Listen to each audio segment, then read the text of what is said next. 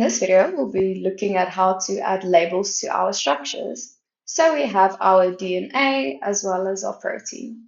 So let's start off with adding labels to the protein. So over here, we go to the object menu panel, go over to the object that is selected, and go to the L.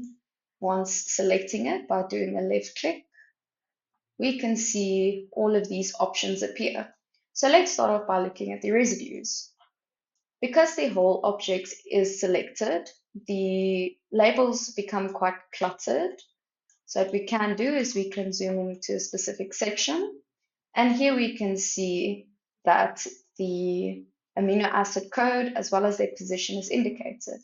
For example, we're looking here at lysine 184, and scrolling to this part, we can also see that it is in position 184.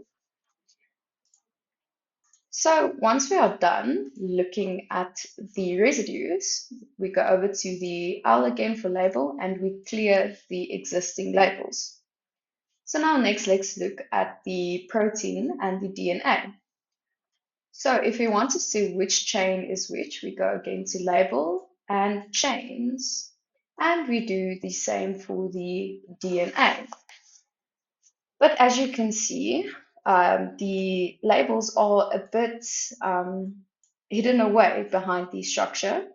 So when going over to the mouse controls, we can see over here the mouse mode is a 3-button viewing.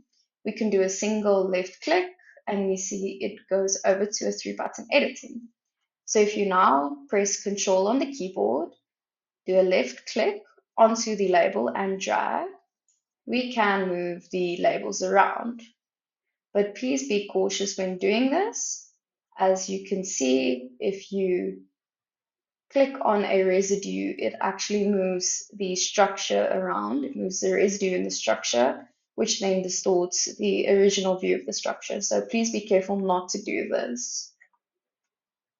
So if we are done looking at the chains, we can go over to label and clear again.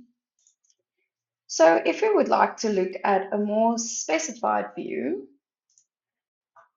we can look at only a select amount of residues.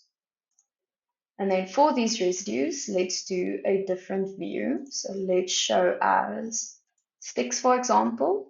And now we can add labels such as the atom name, as well as the element symbol, residue name, etc. Once we are done, we clear it again. So please note, if you are in the 3-button editing and you select a residue, these spheres appear on the structure and you cannot select the residue by itself. This is because we are in the editing mode. So to remove this functioning of the program so that it doesn't create these spheres, we go to the mouse mode, make sure we are in the 3-button viewing.